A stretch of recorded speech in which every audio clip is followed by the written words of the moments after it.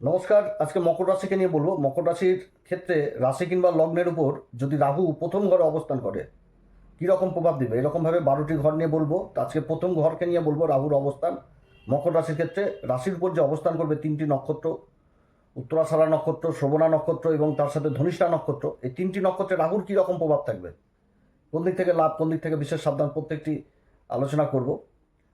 তো অনুষ্ঠানটি শুরু করার আগে সবার প্রথম বলি, যেটা গ্রহের গোচর এবং চন্দ্র রাশি অনুসারে বলা হচ্ছে, কারো কোনো রকম ব্যক্তিগত কুষ্টি ধরে আলোচনা নয়। যদি অনুষ্ঠান ভালো লাগে লাইক, শেয়ার, কমেন্ট, তার সাথে সাবস্ক্রাইব করবেন। আপনারা সাবস্ক্রাইব করলে বিশেষভাবে অনুপ্রাণিত হই। তো আজকে প্রথম বলছি প্রথম ঘর নিয়ে, এরপরে পরপর পরপর পরপর করে রাহুর 12টি ঘরে কীরকম প্রভাব দেবে প্রত্যেকটি নক্ষত্রের উপর, সেগুলো নিয়ে আলোচনা করব।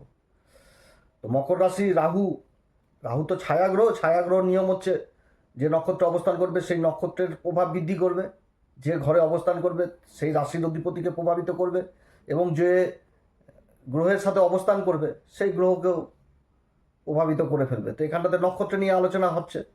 তো নক্ষত্রের প্রভাব কেমন থাকবে রাহুর নক্ষত্রে, মানে প্রভাব কীরকম থাকবে সেগুলো নিয়েই আজকের বিশেষ আলোচনা। রাহু কি ঊর্ধ্বমুখী আর কেতু হচ্ছে কি নিম্নমুখী। রাহু সবসময় মানে স্বপ্ন দেখাবে, অ্যাম্বিশন দেখাবে, এগিয়ে চলার পথ দেখাবে, লোভ লালসা ভ্রম মনের মধ্যে তৈরি করে দেবে। এমন জিনিস তৈরি করবে যে মনে হবে যে এটা আমার জন্যই তৈরি হয়েছে। এর যেরকম ভালো গুণ রয়েছে সেরকম খারাপ গুণও রয়েছে, কারণ রাহু তো পাপী গ্রহ। এ তো ভালো জিনিসও যেরকম করবে তার সাথে নেগেটিভ প্রভাবও তো দিবে কিছু না কিছু।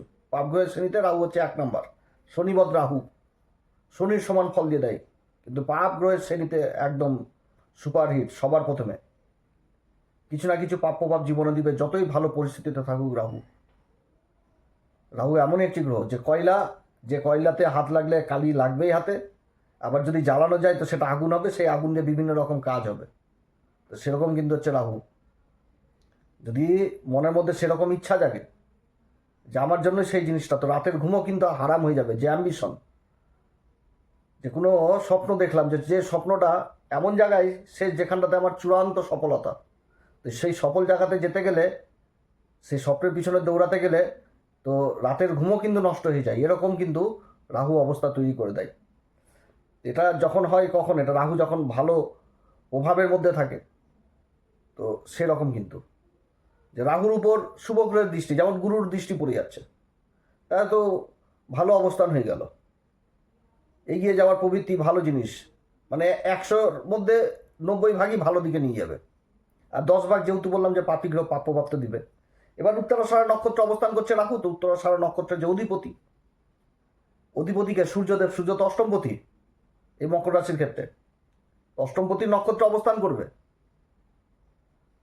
তো সূর্য যদি আবার ভালো কন্ডিশনে থাকে, যে সূর্যের উপর দেখা হলো কোনো শুভ গ্রহের দৃষ্টি, অথবা সূর্য রাহুর উপরই কোনো 2টি গ্রহের উপরই শুভ গ্রহের দৃষ্টি বসে, তাহলে তো এই রাহু চমৎকার করে দিবে মকর রাশির জীবনে।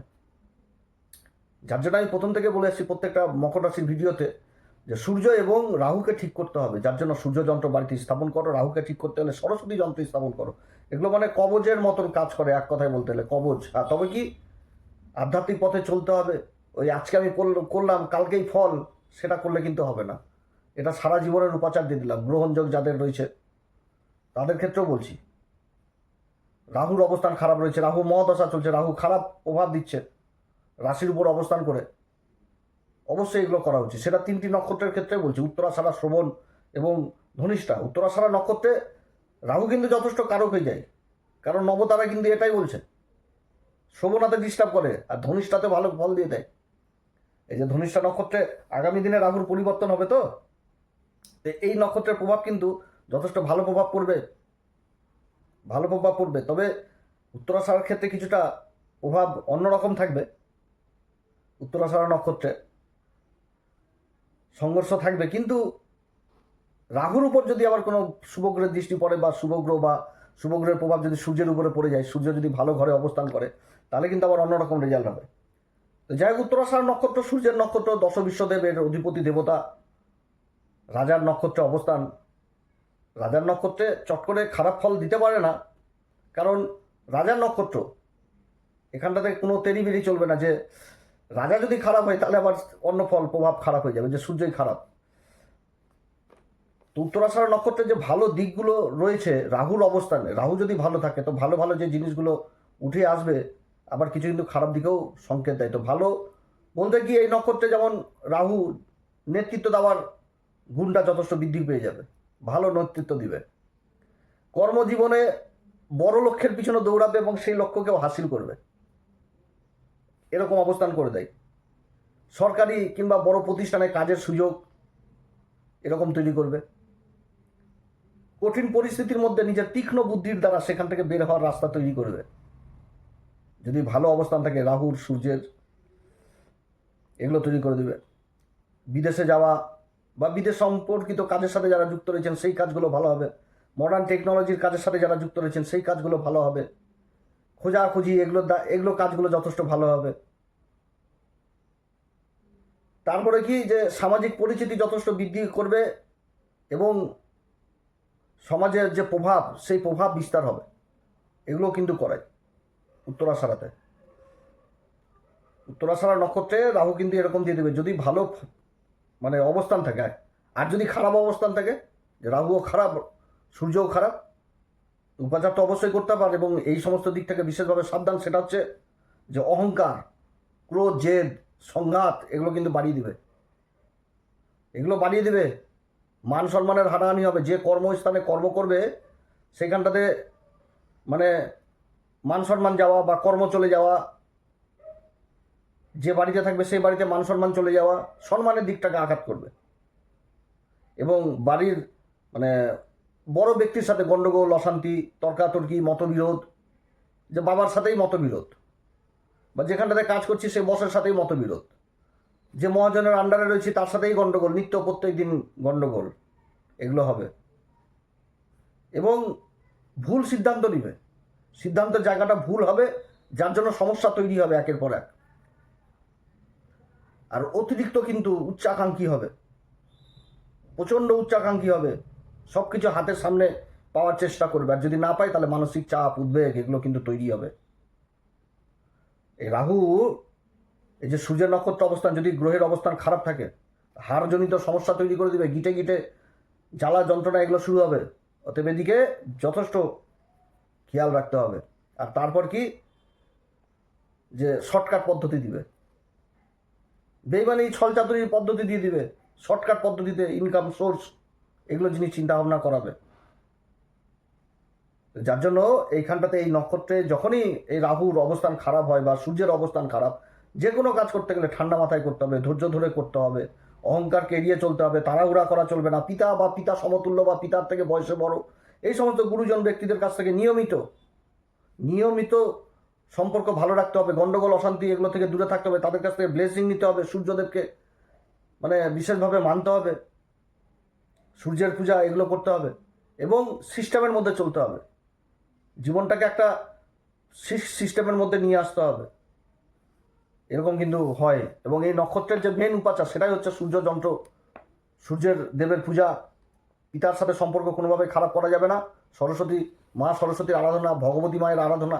মা ভগবতী মা তো দুর্গতি না আসেনি, কিন্তু সরস্বতীর কাছে রাহু কিন্তু ঠান্ডা থাকে। এছাড়া বহু রাহুর উপাচার রয়েছে,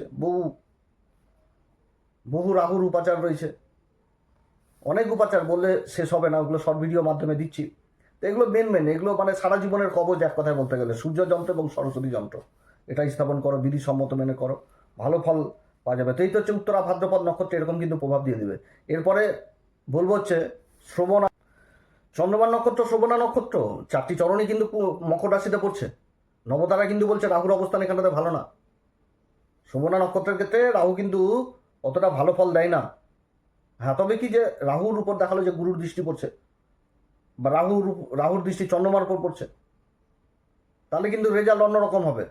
মোট কথা, চন্দ্রমা রাহুকে সঠিক থাকতে হবে, তাহলে আবার যথেষ্ট ভালো ফল এই সময়কালে পাওয়া যাবে। মানে চন্দ্রমা কি, মন রাহু ভ্রম তৈরি করে দিবে, আর কঠোর দুশ্মন তো, যার জন্য রেজাল্ট ভালো হয় না। যদি ভালো শুভ গ্রহের দৃষ্টি পড়ে তাহলে তো অন্যরকম পরিবেশ তৈরি হবে। তো যাই হোক, যদি ভালো অবস্থায় থাকে রাহু কিংবা চন্দ্রমা বা উভয়, তাহলে বিভিন্ন দিক থেকে শুভ ফল পাওয়া যায়। যেরকম হচ্ছে নতুন কিছু শেখার শখ থাকবে, শেখার আগ্রহ থাকবে, নতুন নতুন কিছু জ্ঞান নেওয়ার শিক্ষার জায়গাটা বিশেষভাবে উঠে আসে, নতুন নতুন কিছু জ্ঞান অর্জনের সুযোগ জীবনে থাকবে।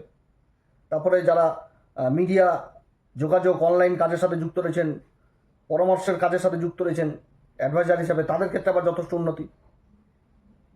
তারপরে যারা বিদেশ সংক্রান্ত কাজের সাথে যুক্ত রয়েছেন, দূরবর্তী কোনো কাজের সাথে যুক্ত রয়েছেন, সেই কাজে লাভের সম্ভাবনা থাকে।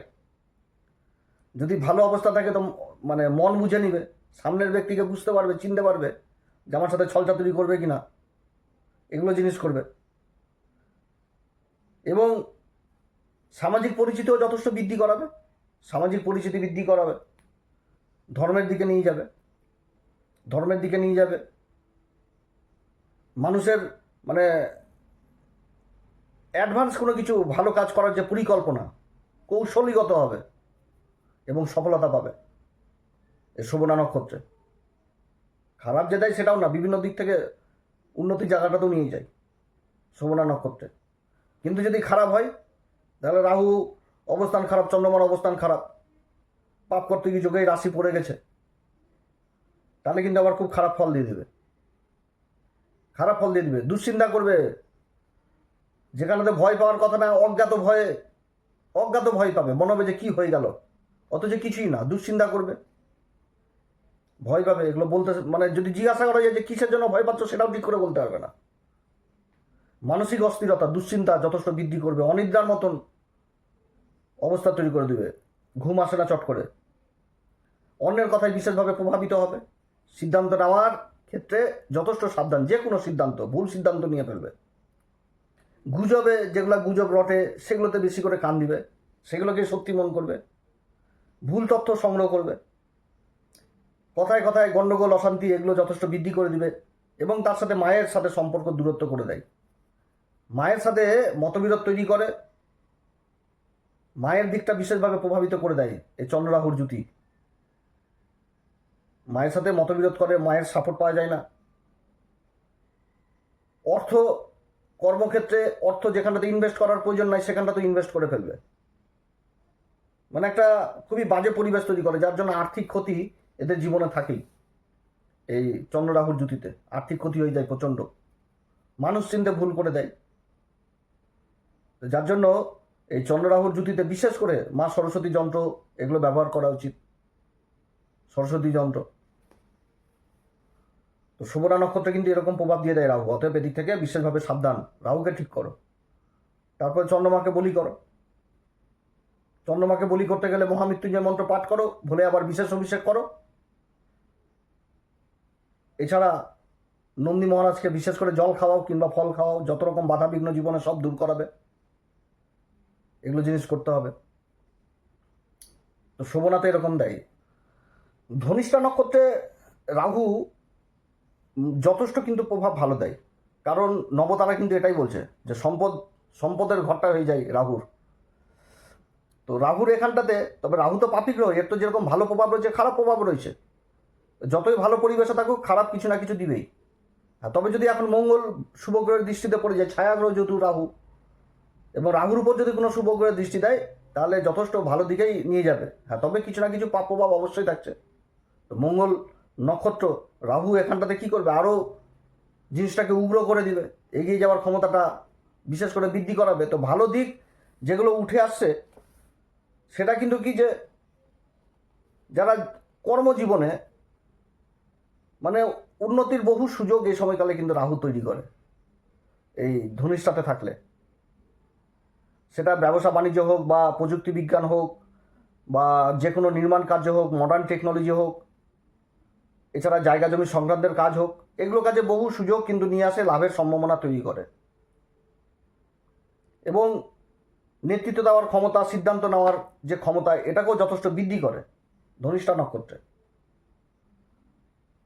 যে কোনো কাজে যারা আধুনিক প্রযুক্তির কাজের সাথে যুক্ত রয়েছেন সেখান থেকেও যথেষ্ট লাভের পথ পায়, অর্থ উপার্জনের নতুন নতুন পথ খুলতে থাকে। যে কোনো প্রতিযোগিতামূলক কাজ বা চাকরি বা ব্যবসা ক্ষেত্রে যে প্রতিদ্বন্দ্বী থাকে, যে ওর হাত ধরে টানে তো এর পা ধরে টানে, সেই সমস্ত জায়গাতে কিন্তু বিজয় হাসিল করে এই নক্ষত্রের প্রভাব। এবং মানে নিজের লক্ষ্যকে যদি ঠিক রাখে, আর নিজের সেই ঊর্জা, মঙ্গলটা কি ঊর্জা, রাহু কি স্বপ্ন, অ্যাম্বিশন, পথ দেখাবে। রাহু রাহু পথ দেখাবে, স্বপ্ন দেখাবে। সেই স্বপ্নের দিকে যদি ছুটে চলে যে আমাকে জীবনে বড় আইপিএস অফিসার হতে হবে, আমাকে বড় সার্জেন্ট হতে হবে, এরকম যদি স্বপ্ন, এই স্বপ্নটা দেখাবে কে? রাহু দেখাবে। আর এগোবে কে? যে ভিতরের যে সাহস, ভিতরের যে ঊর্জা, সেটা তো ঠেলে নিয়ে যাবে সেই স্বপ্নকে পূরণ করার জন্য।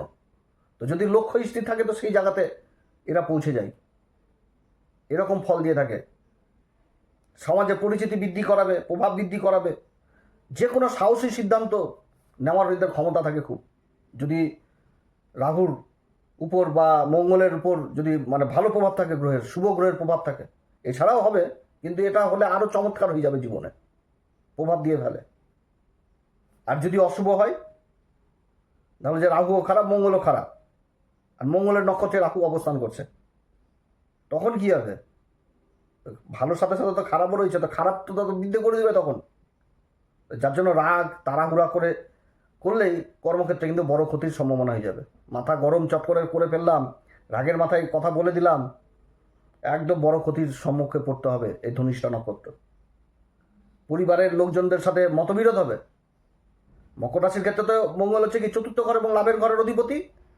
যেখানটাতে কর্ম করবে সেইখান থেকে যে লাভ আসবে, বা যেখানে কর্ম করছে সেখানটাতে সহকর্মী বসের সাথে লেগে যাবে গন্ডগোল, যদি অবস্থান খারাপ হয়ে যায়। একদম লিখে রেখে দিবে মনের মধ্যে যে আমি ঠিক আছে আপনাকে দেখে নিব, এইরকম হয়ে যাবে, এইরকম হয়ে যাবে। এদের ক্ষেত্রে কি ধারালো অস্ত্র, আগুন, দুর্ঘটনা, এগুলো দিক থেকে, যানবাহন, এগুলো দিক থেকে বিশেষ সতর্ক। কারণ এরা যদি গাড়ি চালায় তো এদের জীবনে কিন্তু শখ থাকে কি যে একটু জোরেই চালাবো গাড়ি, শখ যে আমি গাড়ি জোরে চালাবো, আস্তে চালাবো না। আর ওই জোরে চালাতে গেলেই তখন কিন্তু বিপদ হয়ে যায়। এই মঙ্গল এর নক্ষত্রে রাহুর এই অবস্থান, চতুর্থ ঘরের অধিপতি মঙ্গল, গাড়ি, ভৌতিক সুখ, রাহু হাওয়া দিবে, একদম জলজল করে জ্বলবে। গাড়ি জোরে চালাও, পিক আপ নিয়ে চালাও, তখন মানে কাটাকাটি, রক্তক্ষরণ, এগুলো কিন্তু হওয়ার প্রবল সম্ভাবনা থাকে। এদের কোনোভাবে ঝুঁকিপূর্ণ কোথাও আর্থিক লেনদেন কিংবা কোথাও বিনিয়োগ ক্ষতির সম্ভাবনা নিয়ে আসবে যদি খারাপ অবস্থান থাকে। এখনই ডিসিশন নেবে, এখনই ইনভেস্ট করে দিবে। এদেরকে সবসময় পরিকল্পনা মাফিক চলতে হয়, কারণ মঙ্গল কি সেনাপতি। সেনাপতি কিভাবে চলবে? পরিকল্পনা, রাজার আদেশেই তো সেনাপতি চলবে। তো জীবনকে পরিকল্পনার মধ্যে ফেলে দাও। যাদের খারাপ রয়েছে প্ল্যান করে চলো যে আমি এই করবো, সকাল থেকে রাত্রিবেলা পর্যন্ত সেগুলো করার চেষ্টা করো, অটোমেটিক ভালো হবে। মানসিক অস্থিরতা দিবে, অকারণে উদ্বেগ, এগুলা হবে। আর তার সাথে কি হবে? শত্রুপক্ষ জেগে যাবে, প্রচুর শত্রু জন্ম নিয়ে নেবে। যাদের খারাপ শত্রুপক্ষ, আইনি জটিলতা, এগুলো সব বৃদ্ধি করে দেয়। রক্তচাপ, মাথা ব্যথা, আঘাতজনিত সমস্যা, এগুলো দিক থেকে সমস্যা তৈরি করে। এদের বিশেষ করে কি নিজের রাগকে মানে কন্ট্রোল করে চলা উচিত। যে কোনো কাজ পরিকল্পনা অনুযায়ী কাজ করা উচিত। ঝুঁকিপূর্ণ বিনয়, তাড়াহুড়ো করে সিদ্ধান্ত, এগুলো কিন্তু নেওয়া যাবে না। এবং যে কোনো কাজ করতে গেলে মানে শৃঙ্খলাবদ্ধ হয়ে, একদম শৃঙ্খলাবদ্ধ হয়ে কাজ করা উচিত, নিয়মের মধ্যে থেকে কাজ করা উচিত। কোন উপাচার করবে? প্রথমে বললাম হনুমান চল্লিশা, বজরংবান, শ্রীরাম সীতার প্রণাম মন্ত্র সহকারে পাঠ করো। প্রতি মঙ্গলবার করে বজরংবলীকে সিঁদুর দান করো, জটালা নারকেল দান করো, প্রবাহমান জলে কাঠকয়লাকে নিক্ষেপ করো, প্রভাব ভালো পড়বে। এছাড়া তো বললাম যে বাড়িতে সূর্য যন্ত্র স্থাপন করো এবং মা সরস্বতীর যন্ত্র বিধিসম্মত মেনে লাগাও, এগুলো করতে হবে। মানে মা সরস্বতীর চরণ, মা সরস্বতীর মন্ত্র, এগুলো অবশ্যই করা উচিত। এই মকর রাশিকে যথেষ্ট ভালো ফল। রাহু যদি ঠিক থাকে, রাহু ছপ্পর ফেলে দিয়ে দেয়, কিন্তু রাহু আবার নিয়েও নেয়। তো দেওয়ার রাস্তাটা দিয়ে দাও, কিন্তু নেওয়ার রাস্তাটা বন্ধ করো। যার জন্য কিন্তু এগুলো করতে হয়। তো যাই হোক, যদি অনুষ্ঠান ভালো লাগে তাহলে অবশ্যই লাইক, শেয়ার, কমেন্ট, সাবস্ক্রাইব করবেন। এরপরে আবার দ্বিতীয় ভাগ নিয়ে বলবো যে দ্বিতীয় ঘরে যখন রাহু অবস্থান করবে কুম্ভ রাশিতে, তখন কীরকম প্রভাব দিবে। এই করতে করতে 12টি ঘর নিয়ে বলবো যে 12টি ঘরে রাহুর প্রভাব। তারপরে আবার নতুন সিরিজ শুরু করব। আপনারা সবাই ভালো থাকেন। যদি অনুষ্ঠান ভালো লাগে তাহলে লাইক, শেয়ার, কমেন্ট অবশ্যই করবেন। নমস্কার, ধন্যবাদ।